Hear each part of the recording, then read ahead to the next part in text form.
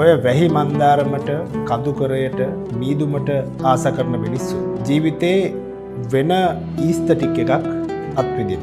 මේ වැහි මන්දාරම කඳුකරය මීදුම කියලා කියන්නේ ජීවිතේ තියෙන මායාමය සුන්දරත්වය. එහෙම නැත්නම් තේරුම් කරන්න බැරි, තේරුම් ගන්න බැරි গুপ্ত සුන්දරත්වය. හැමෝටම ඒකට ආදරය කරන්න ආස කරන්න බෑ. හැබැයි ඒකට ආදරය කරන්න පුළුවන් මිනිස්සු ජීවිතයේ තියෙන වෙන සෞන්දර්ය කලාපයක් විවෘත කරගන්න.